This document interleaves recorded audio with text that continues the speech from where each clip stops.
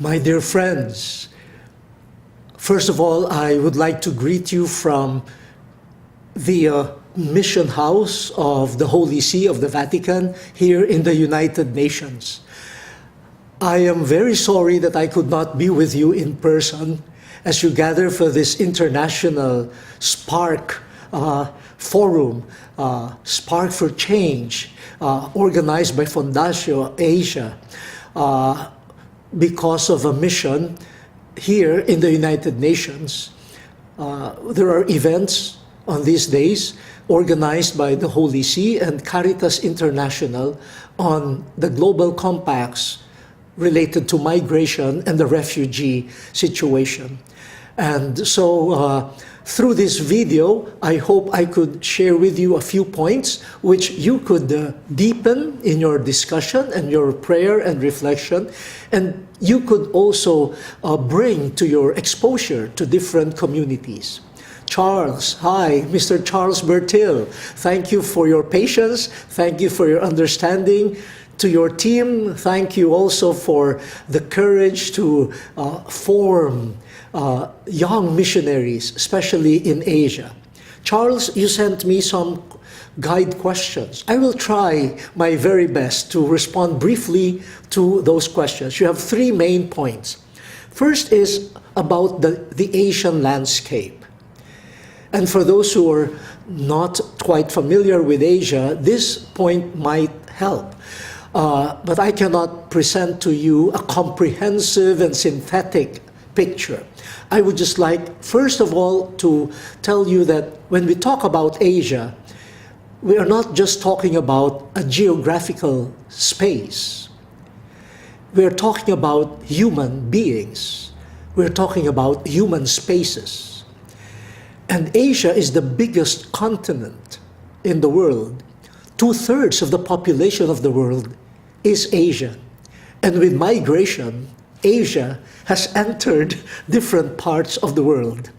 In fact, in some parts of the world, you have more Asians than the natives of those places.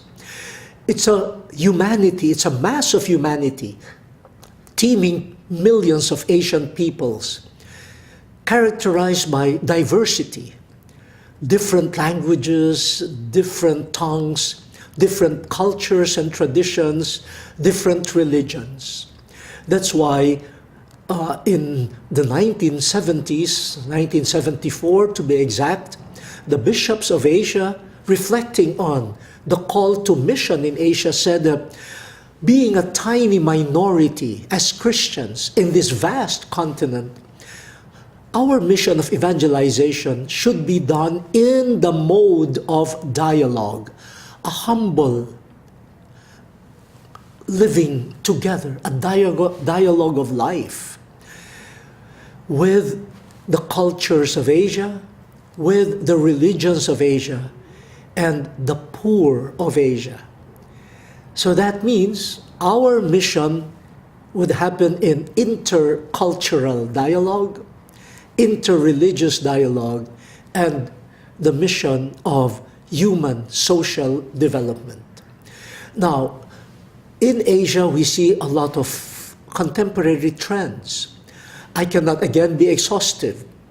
These are things that we should consider in our dialogue, mission as dialogue. One such trend is this: we have so many conflicts in Asia.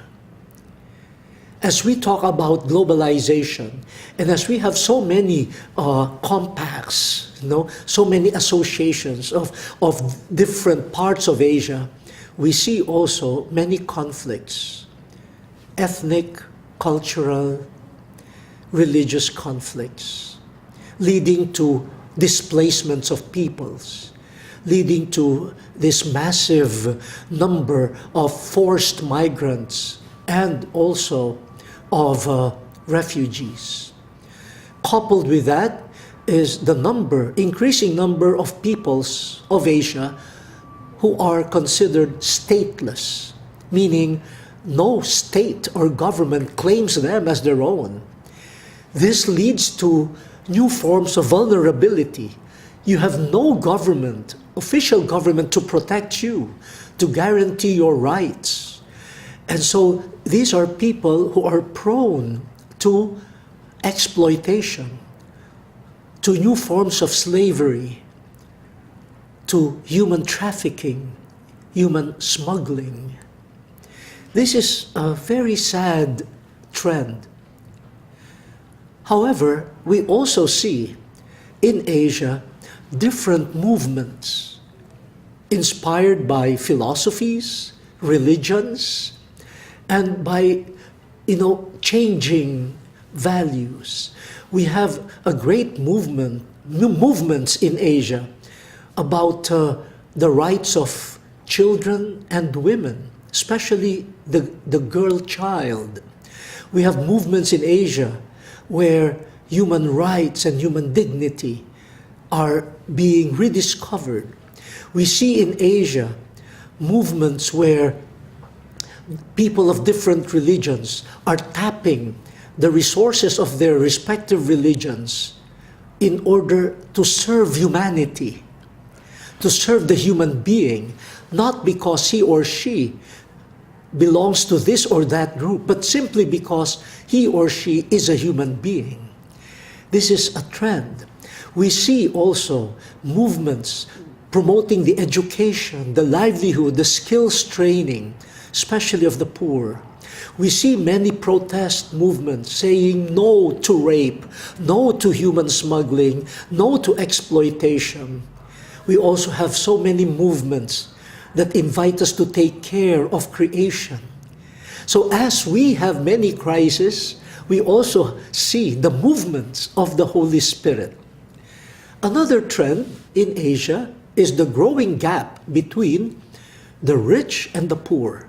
We have some of the richest countries of the world in Asia. We see also some of the poorest people of the world in Asia.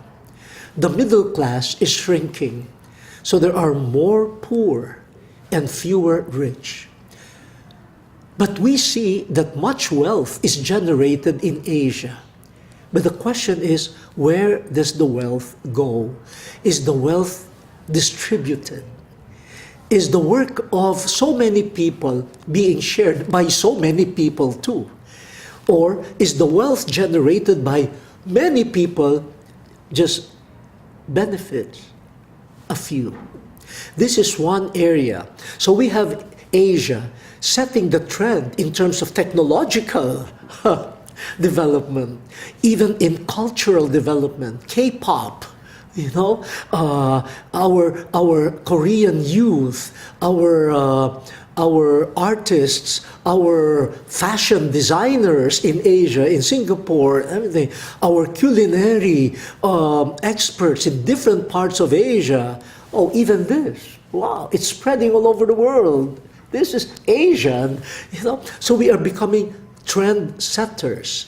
But at the same time, that provides some clashes between the emerging cultures and also the traditional cultures. So I don't know whether I'm making sense, but these are just some of the trends which I hope you will consider when you think of formation and mission.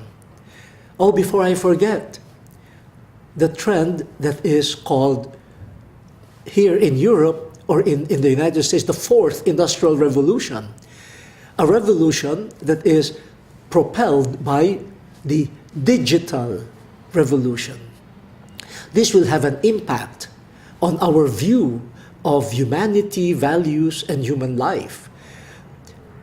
Medicine, many things that were not possible in the past, now because of technology, guided by the digital progress, could now be done. Imagine human persons could be manufactured in the laboratory. You have robots who are now doing the cleaning in houses and who could now substitute for caregivers. You have factories who are laying off many human beings and replacing them with robots. You know? And so you have this. What is the impact of this on human life, on human work, on human creativity, etc.? Okay? Now, in the church, these recent years, especially these last 5 years with Pope Francis, we have countries of Asia receiving their first cardinals. Countries which in the past were seen as not deserving having cardinals because they were tiny, tiny pockets of Catholics in those countries. But now they have some of the closest advisors of the Pope. This tells us that there is a growing, renewed understanding of the Church as Catholic. That the Catholicity, meaning the universality of the Church, is not complete without the presence, especially of the little ones. We are blessed. We are blessed to be given a place in the Catholica. Even the minorities are full members of the Catholic Church. But that imposes also an obligation, a responsibility on us from Asia. We were used to just being the recipients, of the goodness of the missionary contributions from the Northern Hemisphere. Now that we are being given the space in the Universal Church, will we, with responsibility, with goodwill, with zeal, occupy that space and be Asians and play our role as Asians in the Catholic, in the Catholica, in the Catholic Church? Okay. If I'm speaking too fast, please pardon me. The next portion is about Pope Francis's vision. Oh, the richness of the thought of Pope Francis. But let me indicate a few. First is the theme of mercy. From the very beginning of his pontificate, the Holy Father already started mentioning the need of the world for mercy and how the Church should embody the mercy and compassion of God. Because the world is so much wounded and divided by injustice, poverty, disregard for human dignity and human life, disregard for creation. When you look at all of them, they emanate from a heart, a system that lacks mercy. When mercy is gone, then what happens, according to Pope Francis? We throw away. We throw away values, persons. And so with mercy, we hope to recover the value of each person and each creature. And valuing them, we don't throw it away. Our economy, according to Pope Francis, is a throwaway economy that has become a culture, where even human beings are viewed according to their monetary or even political value. If you appear to be useless economically, if you are a burden politically, etc., then you are thrown away. But mercy does not want that. Mercy appreciates the value of everyone. The other thing that the Holy Father stresses is the culture of personal encounter. Human beings are disappearing. Human beings are regarded as objects, as commodities. And then they are killed, they are disregarded, they are thrown away. So encounter human beings. Touch them. Hear their stories. And realize that we are brothers and sisters. We are neighbors. And this is the underlying thought in Pope Francis's appeal for the poor, for the humane treatment of refugees and migrants, to take care of wounded families, of couples whose relationships have gone wrong, children who are victims of families that have started fighting and then, have been divided. Mercy, encountering the wounds of people. Hopefully, we could be a merciful church. No? But it is not just mercy in terms of emotions. It is mercy in action. Reviewing our economic systems, our labor practices, and even in the church, our relationships. And he has a special word for priests and religious, that we should embody this mercy and personal encounter, that we cannot just be engaging in judgmental attitudes or being rigoristic, legalistic persons. No? Encountering human beings, hopefully we understand their situation, we hear the call of mercy, and then there is pastoral or missionary conversion.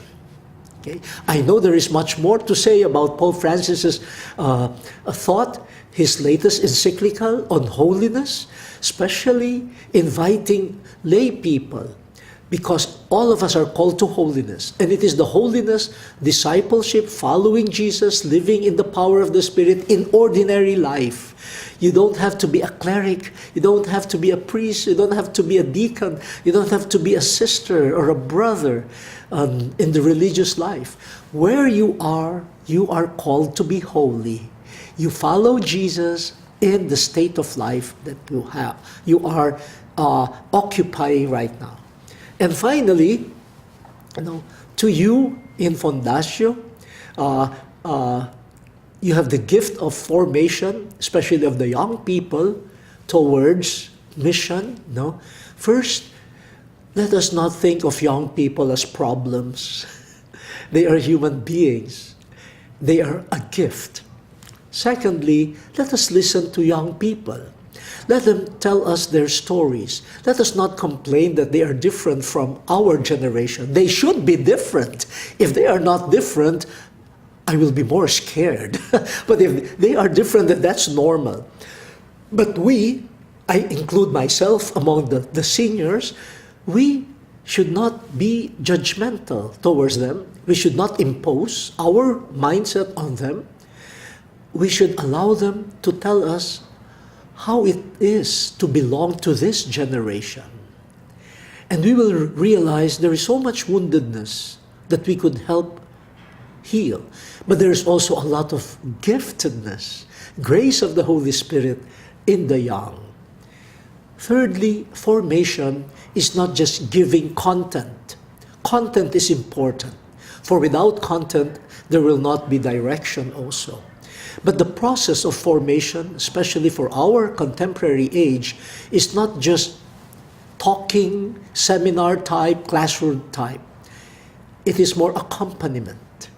You accompany the person who will undergo formation, journey with the person. And the formator, the one in charge of formation, should accompany not as someone who pretends to be better formed, or someone so completely formed, or someone superior.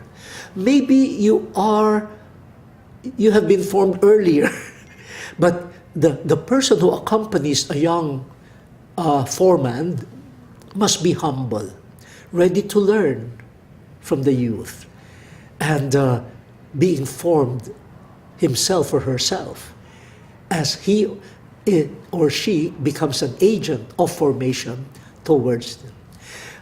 We need a new type of intelligence as we deal with young people who are considered digital natives. They were born into the digital world. Their games are already digital games. Their toys are these gadgets, unlike my generation. But we need a new type of intelligence to understand them. And we need a new type of intelligence so that they would not be enslaved by the digital world, and they will not lose their humanity.